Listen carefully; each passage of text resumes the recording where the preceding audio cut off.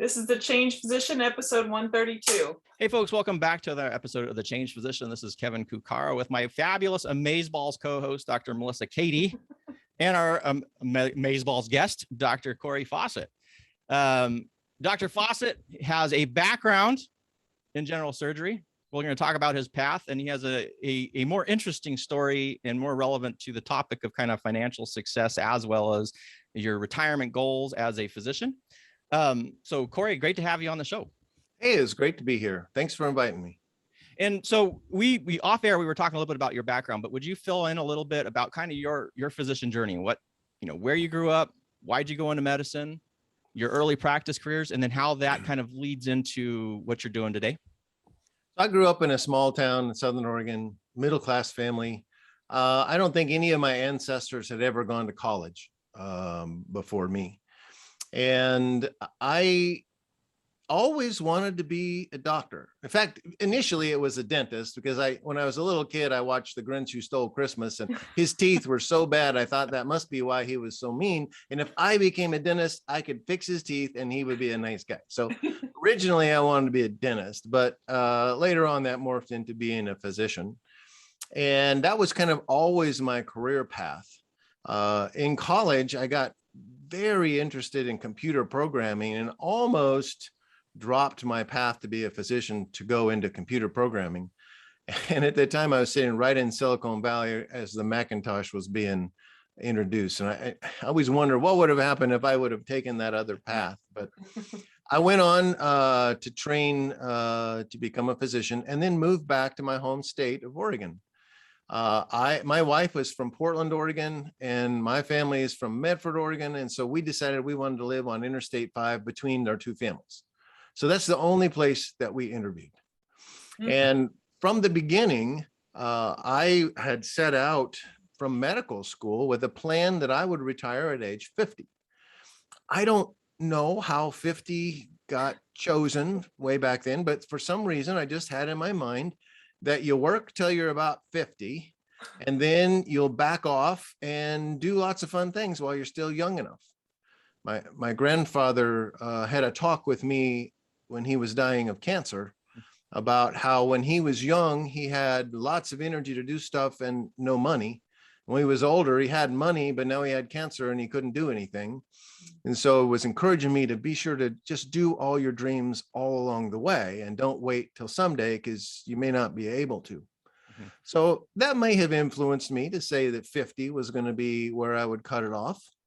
And so I set a financial plan when I was in medical school that would get me retired at 50. I actually shared it with somebody who I respected who told me that'll never work. And he said, you'll never be able to save that much money. And I realized, well, wait a minute, just because he couldn't do it doesn't mean I couldn't do it. And I kept looking at it on paper and this makes sense. Why won't this work? And so that's how I had always lived my life. So people say I retired early, but for me, I actually retired late because I actually retired at 54, which was 4 years late. You know, my whole life, 50 was when I was going to retire. But when I got to 50 and I had all my financial ducks in a row and I was ready to retire, I told my partner, I'm going to retire in December. And he said, oh, well, what are you going to retire to? Because all the doctors I know who retired without a real plan of what they were going to do with their life were all back working in 6 to 8 months because they were bored stiff. You know, it's hard to go from a type A 60-hour-a-week job to nothing and do well. And so I thought I really hadn't planned out that part of my life correctly. And so I paused and just cut back on what I was doing and then began to do some locums work because I wanted to work part-time, but my partners didn't want that. And it wasn't possible with our contract to be a part-timer. So I retired from my practice and started doing locums. And I did that for 3 years in critical access hospitals that had only one surgeon and needed help. And so I would come in and give him relief. And goodness, in these little bitty hospitals with no clinic, I only worked a couple hours a day. I actually went back and looked at my averages and I averaged 0.9 new patients a day while I was working at these places. And so that was pretty nice life. So it felt like you were retired, but you were still producing. You're still a doctor. I'm helping out with the community. I got a lot of thank yous in these little towns for helping their doctor get by. And then I launched my, I guess, new mission, my lifetime plan, to help physicians with their finances, because they were just, too many of them were screwing it up and not doing well. They would get to 50 and then just begin to think about, well, I'm going to retire someday. Maybe I should get started on saving. And yet when I had hit 50, I was all done saving. And so I thought there's room to teach people this. And I started my Doctor's Guide book series and started my website, FinancialSuccessMD, and began helping out doctors. And finally, in 2017, I pulled the trigger after 23 years in practice and saw my last patient, turned in my pager, and went home. I left the hospital with the doctors playing 18 Wheels and a Dozen Roses from Kathy Mattea. They'd asked me, what do you want to hear as you leave the hospital? And I said, that one. And so I walked out of the hospital with that song playing, and I haven't turned back. And I've never missed medicine. Awesome. I do have one thing I want to bring up before we get into the bigger discussion here. And that really comes to when you wrote out that financial plan and you talked to your colleague and they're like, oh, that's never going to work. How old were you at that time? Like, where were you in your career path? I was like a third or fourth year medical student. Okay. I had already met my future wife, and I met her at the beginning of my third year. So it was sometime between when I met her and when I left medical school that I actually wrote that plan out. So I was a third or fourth year medical student. Okay. And then the other part is, I know we don't have time for everything, but what was your general idea? Like, how did you map this out to hit to 50 and be retired, or a better word would probably be financially independent? I calculated exactly what I thought it would take to live a nice life, and then backed into that number. If I made, and at the time, I think I used 10% return on my investments. If I made a 10% return on my investments, how much money would I have to save every month in order to reach that number by age 50? That was what my original calculation was. And the number wasn't that big when you get that long a head start. But when I started my residency, during my internship year, I started contributing to my retirement plan. That was my first full-time job as an intern.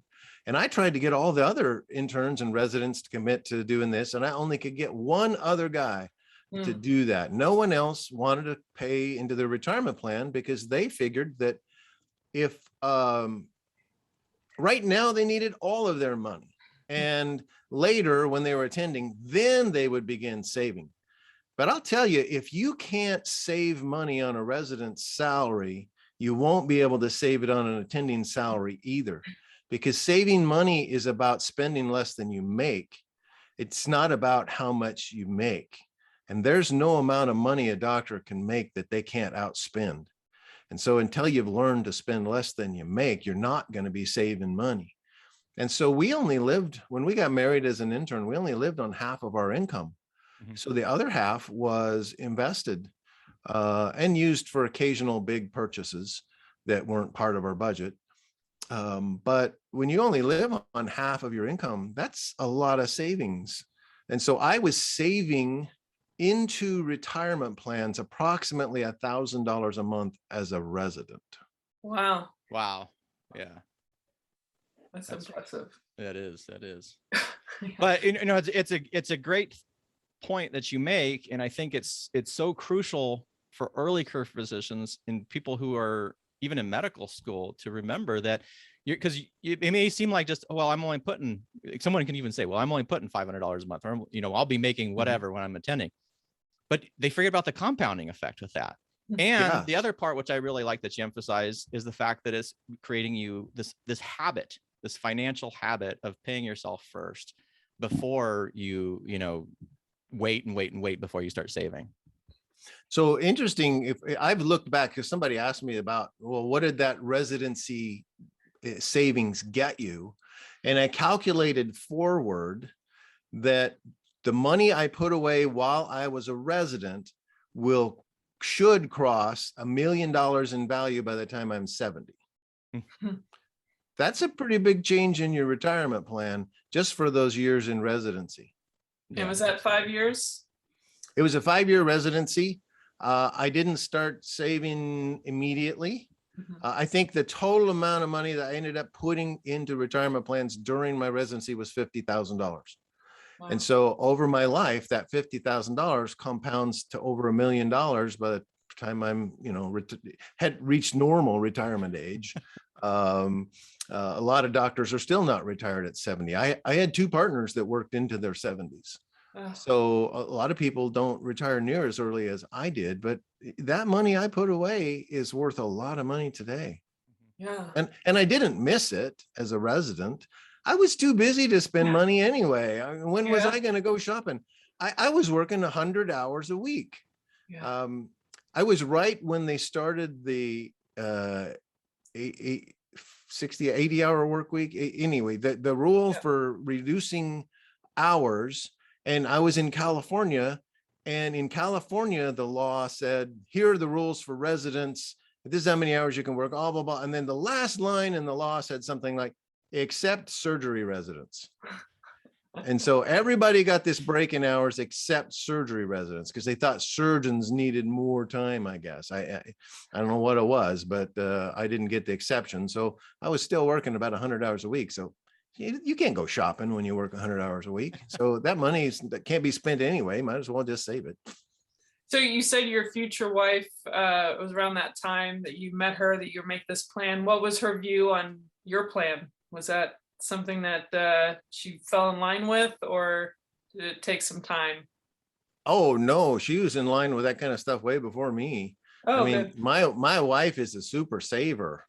So she That hates helps. shopping. She does not like to go buying clothes. She's very frustrated because we can go clothes shopping for her and shop for 3 hours and buy 1 blouse. And then on the way out of the door, I said, well, let's just stop in the men's section and we'll be there for 15 minutes and I'll get 7 shirts and 3 pairs of pants and we're gone. And it just frustrates her that she shops and shops and can't find the thing she's looking for. And yet I can just walk in and pick a whole bunch of stuff. So she doesn't like shopping. She's a super saver. In fact, I would say, she worked while I was a resident, but once I became an attending, she didn't work anymore. And she was a stay-at-home mom the rest of the time. And she's probably the #1 reason that I actually was able to retire. It was her holding in my reins because I'm a spender. I'm a super spender. She held the reins on my spending, and she was instrumental in us getting debt free. I think the reason I was able to retire early is a lot on her influence. Yeah, that's something people don't talk about. Relationships, obviously, who you marry has a big impact on you in a lot of Huge ways. impact on your finances. Yes. Yes. Especially if they don't work out and they leave the relationship, you can have to share a lot of that. Oh, yeah. Divorce is the biggest financial landmine you can ever hit. I mean, it's unrecoverable. I mean, if the stock market dropped 50%, you still own all those stocks and it comes back. But with a divorce, you lose 50% and it's gone. It's not coming back. That's a huge hit. Yeah. A lot of physicians go through that. And, I'm curious, you talk about the saving part and holding the reins in, but where was the shift in conversion from the saving to the now investing into other alternative type of assets? So up until about 8 years in practice, all of our savings had been in the stock market. I never purchased bonds. I've always been invested. All of my retirement funds are all invested 100% stock. I've never gotten in, even as retired, I don't buy bonds, just stocks. So in 2001, when we had finally become debt free, it's an interesting story about my dad. I got out of medical school and out of medical school, I owed $18,000. We got out of residency, I'd paid some of that back. I was down to under $6,000. 3 years later, I was over $500,000 in debt. As soon as you become attending, there are all kinds of people that will loan you money. And I took it. So My wife didn't like that so much. And so she convinced me that let's get out of debt. And in 2001, we made our final house payment and became debt free and have been so ever since. No debt in our personal life. And so we had been paying $10,000 a month on debt payments. And now we weren't going to be paying that anymore. So we were kind of just, well, what are we going to do now? Well, I had always wanted to get into real estate investing. My grandmother was a real estate investor, and I watched her life. She didn't have to work too hard on those houses, and yet she never had to have a job. My grandfather died when she was young, and she never had to go to work because the real estate covered everything. And I wanted to follow in those footsteps someday.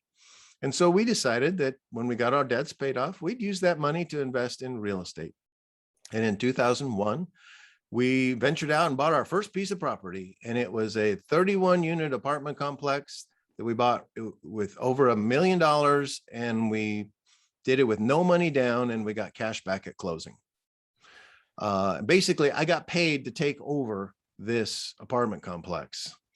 The guy who I bought it from, he was selling everything out, and he was going to sail the world. So I made a deal where I gave him all the cash that he needed to buy his sailboat, to pay off his debts. And I had him carry the papers, and I would just deposit it right into his bank account. So wherever he was around the world, he could just stop off at an ATM and pick up some money. He was loving that idea. And so we both had a win on the deal. He got everything he wanted to live his dreams out, and I got started in my real estate investing. Wow. That's awesome. Kevin? Yeah, I just wanted to ask a question on that to kind of clarify. So where did you get that idea then to kind of, when you're seeking that first investment out? Because that's a big first real estate purchase as an investor, to go into a $1 million thing and then do it no cash down.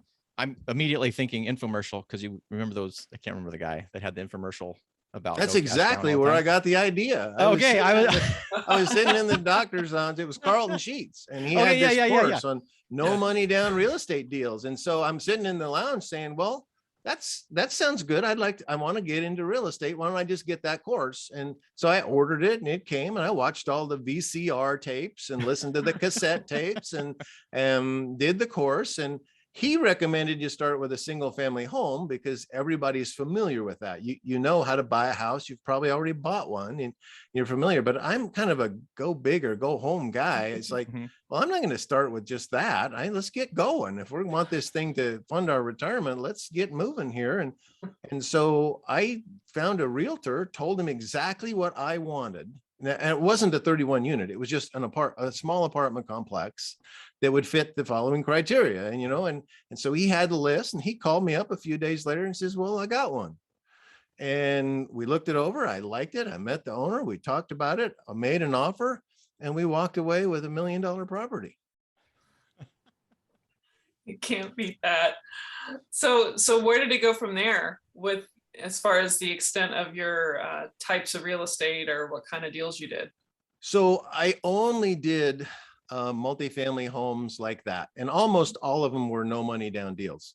It's funny that Carlton Sheets thing showed me how to do this with no money down. So I thought, okay, I'm just going to do them all that way. It's just, I learned a way to do it. Let's just do it that way. And so right when I was in escrow with that one, I was reading more real estate books because I was getting into real estate. So I'm reading books, and I read this other book. It says, oh, and don't believe any of that no money down baloney, because that doesn't work. And I'm thinking, wow, I'm glad I didn't read your book first. Wow. So I continued to have the realtor. He was also an investor. He was actually my next door neighbor, and he retired from his real estate in California, came up here and kind of got bored and became a realtor because he kind of knew real estate, and he was a real estate investor. And I had him just keep looking, and he would present to me two or three properties a year that met my criteria. He'd call me up and say, hey, I got another one. Here's the information. I'd look it over and see if I wanted to buy it or not. And we made an offer, probably about half of the ones that he showed me, we made an offer on, and we bought about 50% of everything we made an offer on. So I am not a believer as a busy physician of making a bunch of lowball offers. A lot of people say, yo, you got to make 30 offers to make a deal. You got to throw these low things out so you can see if you get something. I don't have time to make 30 offers to get a deal. I made offers that I thought they would accept, because I thought this was a good property and I could own it for the rest of my life. It will provide for my retirement. I just need to own this property. What would it take to own it? And I would make them a fair offer that I knew they would take. And so about half of the time we made a deal. And we did that 5 times. I bought only 5 apartment complexes. And then I was still shopping for number 6 when my wife stepped up and says, now, wait a minute. We have enough property to take care of us for the rest of our life. Why are you still shopping for more? Remember, she doesn't like to shop, so like, why are you doing this? And this came back to some place where my wife saved me when I was a resident. And I was reminiscing of that conversation when she said this. I came home a second-year resident. I got my license and they told me I could moonlight for $100 an hour in the ER. And I was so excited because I had recently calculated, I was making $3 an hour as a resident and they were going to pay me $100 an hour. And so I came home all excited about that. And my wife, she wasn't so excited. She said, are we hurting for money? Well, we were only living on half of our income. So we certainly weren't hurting for money. Then she said, are you home enough now as it is? And I was already working 100 hours a week.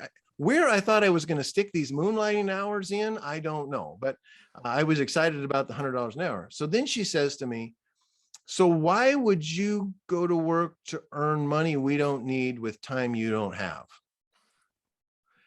And I never thought of it like that.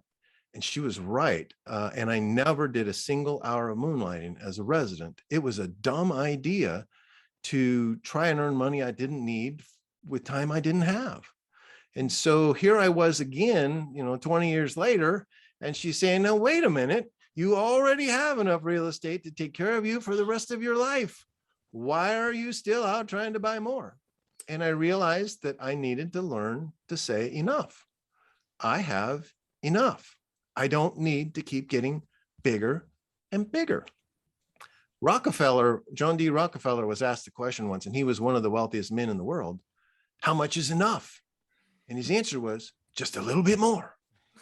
And I needed to say, stop. And so we stopped and we didn't buy. I haven't bought another piece of investment property since. Wow. I was managing it myself.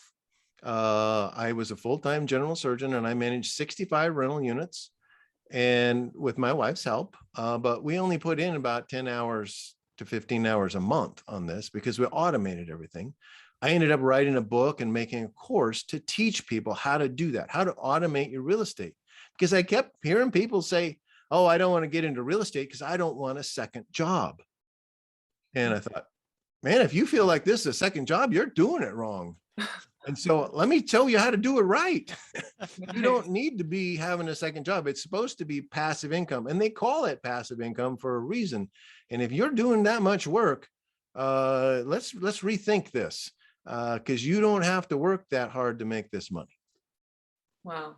So at what point did you actually decide, because you went from reading books to learn about it to putting things in action. And at what point did you feel like you felt confident to share that information from your own experience? I did not. I was teaching people about it kind of in person all the time. People would come up and ask me, sure, how do you do this? And my wife and I were teaching a financial course called Crown Financial Ministries. And we were doing that together. And it was after I retired and people just kept asking me, well, how did you do that? And I decided just to write the book. So this was, I bought that in 2001, and I think I published the real estate book in 2019. So it was 18 years later that I began to really share that story, other than writing in my blog, but, to publish the book and teach people, because people just were coming out of the woodwork saying, how did you do that? And so, every time they heard I bought a no money down purchase, that the next question out of their mouth was, how did you do that? My son started to buy real estate. In fact, he was a teenager. And when he realized I just bought that place with no money down. He said, well, Dad, I've got no money. That means I could buy a place. And he was out shopping. And we Wow. actually made some offers on multi-million-dollar properties for him when he was a teenager. Wow. And we got close to buying one deal. And it actually fell through because of the way we were doing the financing. I did not want to see us have a balloon shorter than 10 years from now. And the owner would only carry the papers if they could have a balloon in 5 years. And that was what made us lose the deal. We were that close to having my son own a bunch of real estate. Today, my two kids own between them 4 houses free and clear. And they're not 30 yet, either one of them. Good for them. Thanks to you. Yeah, they were listening and watching, and now they're owning. Yeah. That's the So best. let's talk about there's usually 2 parts here. And one of them, I can't remember if we talked about this in the episode or if it was beforehand, but you had this financial plan and you made that between your 3rd and 4th year of medical school. And you're like, you kind of did the back, this is what I need at 50. But then that shifted with the real estate thing. And could you talk about how your plan developed in between your retirement accounts as well as your real estate portfolio? And what were you looking at to meet that 50-year-old, I'm going to be financially independent? How did that shift that perspective? Okay. So the first 8 years, I was basically maxing out all of the retirement plans.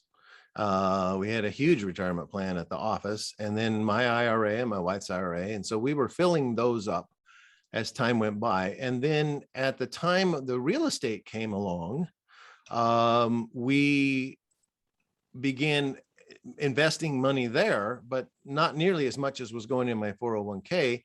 And then I revisited my plan. Okay, because real estate wasn't in the original plan. Mm-hmm. I knew someday I wanted to get involved in real estate, but it wasn't really part of the original savings plan.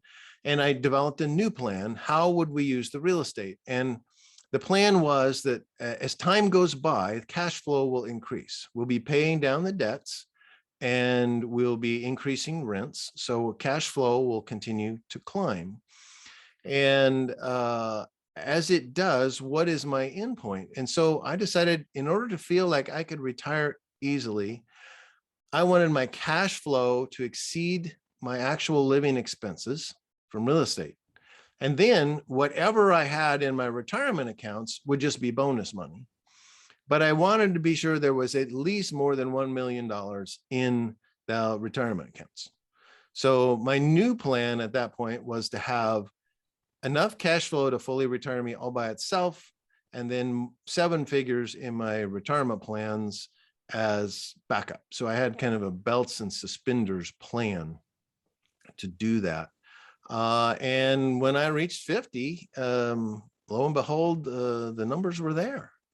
It's funny, if you set out on a plan, 25 years earlier to be somewhere in 25 years, if you follow the plan, funny, you actually get there. It's strange how that works.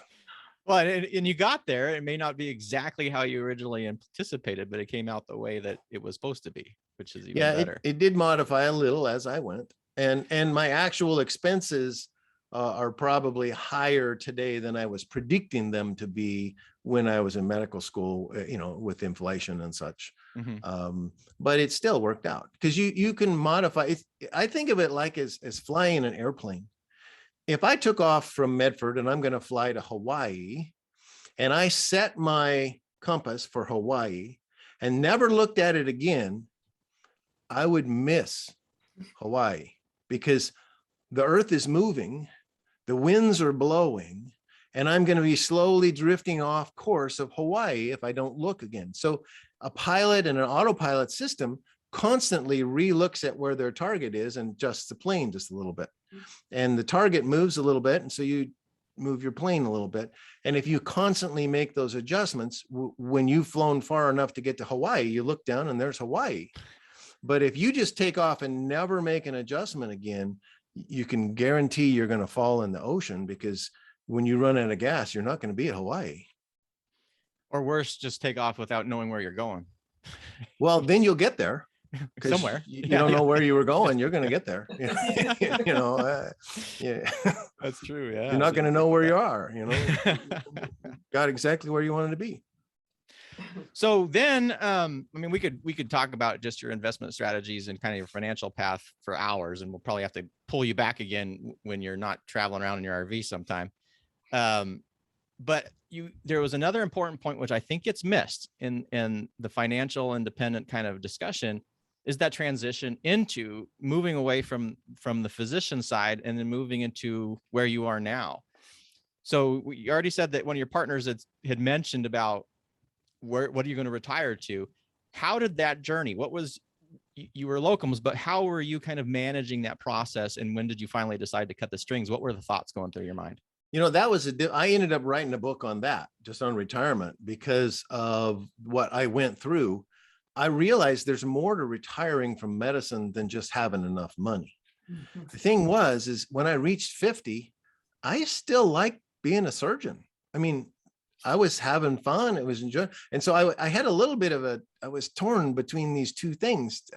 I want to retire at 50, but I like being a surgeon. And so what am I going to do? And so initially I made a compromise and I went to part-time. So I was working half-time as a surgeon. So I still got to be a surgeon and I still got to be retired more. And, so things were kind of, I could play the middle for a little while. And I always had two problems in the back of my mind. Was I going to miss medicine if I quit? And that really bugged me a lot. And the other one was, do I really have enough money? Now, I can be sitting on a pile of money and still not wonder, do I have enough? And I knew what Rockefeller was saying just a little bit more, because no matter how much you got, you still wonder if it's really enough, because you haven't actually retired and tested this out. You just put it on paper and it looks right. And my wife was a corporate accountant before she retired many, many years ago. And she kept assuring me, yes, you have enough money. You can quit medicine whenever you feel ready. You have enough money. But I struggled for that for probably 2 more years after we were retired. Is there really enough money? And as I watched my portfolio and our net worth, within I've been retired 4.5 years, and my net worth is somewhere in the neighborhood of 60% higher than it was when I retired. And I haven't been earning money. So it's just been growing. So it's growing faster than I can spend it. And we were traveling a lot in 2019 before COVID happened. I actually added up, and I didn't count like going to visit mom or stuff like that. I just counted when we were on a bona fide adventure trip someplace, and we were gone 56% of the year. Wow. And I looked at my travel budget. My travel budget was $5,000 a month. And we traveled not in an expensive way usually. One of our trips, we backpacked across Spain. My wife and I walked the Camino de Santiago, 450 miles with just a backpack. And I really learned how little we really need to enjoy life. Because for a month on that trail, all we had was 2 changes of clothes and a book to read. That was it. We just walked the trail, and we came back home. And I remember one of the first things that struck me is I walked into my closet to see what I was going to wear. Now, after a month of just deciding, am I going to wear the blue one or the green one? And the green one doesn't smell good, so I'll wear the blue one. I walked into the closet to see so many choices. I was almost paralyzed with, I don't know what to do, because there was too many choices of what to wear today. And I realized how much that simple life was important to me. It just got back to what's really important in your life. And it was just enjoying life. All of the stuff didn't matter. I remember in the airport coming home, we had our 2 little backpacks, and we'd been gone for a month, more than a month. And we'd actually been gone for 2 months because we had another trip before that when we took off. But here we were with just our 2 little backpacks, and we were behind these people in line getting their tickets to go home or wherever they were going. And the 2 of them had this giant trolley full of like 8 suitcases. And I heard them say something about they were going to be gone for 7 days. And they've got this ton of stuff. And here we were gone for 2 months and we had this little backpack. After the Camino, we went to London for a week. And we're going to a play every night in London. And we've only got 2 outfits. and they're hiking clothes. One day, for instance, before we started the Camino, we were over in Amsterdam and we were on a practice hike because we were getting ready for all this hiking we do. We averaged around 12 miles a day when we hiked, but we were walking around on a practice hike in our shorts with our walking sticks and our walking clothes. And we walked by this place and this opera, Madame Butterfly, it was closing night for Madame Butterfly. And I said to my wife, well, why don't we see if we can get a ticket? And we walked in and they had only 2 tickets left and the show starts in an hour. And we're on this long walk. We're a long ways from our hotel. And so we said, okay, we'll take them. And so here we are in our hiking clothes and we just sat in the lobby because the show's going to start here soon. And all these people are coming in their dressing gowns. I mean, they look really great. And here we are in, our hiking clothes. And we went in and watched the opera in our hiking clothes. So you don't even need to get all dressed up when other people are getting dressed up. And then in Amsterdam, all these people in these fine ball gowns, they would come out afterwards. We didn't see this beforehand because we were inside. Afterwards, they'd walk out in this fine gown and get on a bicycle and ride back home. Because everybody in Amsterdam rode bikes, even in their ball gowns.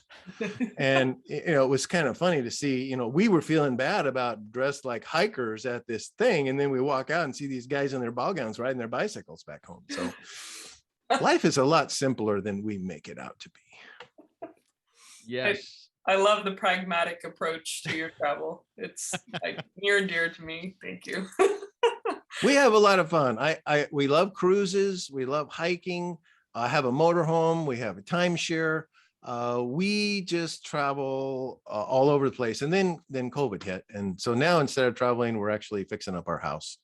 We were gone so much that everything would get behind. You come home and there's some stuff that needs fixing since you left. And I've got 4 days to get all my stuff all cleaned up and get repacked for the next trip. And I'll do that when we get back next time. And then next time I've got 6 days until we got to go. And so the stuff was getting way behind. And so we spent the COVID time just repairing all those things around the house and we're fully repainting everything and got new carpet. And today when we get off of here, we're going to be painting door frames. So you sound so excited. I'm not so excited about that part, but we're stuck home anyway. So yeah, while I'm stuck home, we ramped up fixing up our house and I ramped up how many coaching clients I was willing to take on at a time because I was just home anyway. I might as well coach some more guys if I'm here.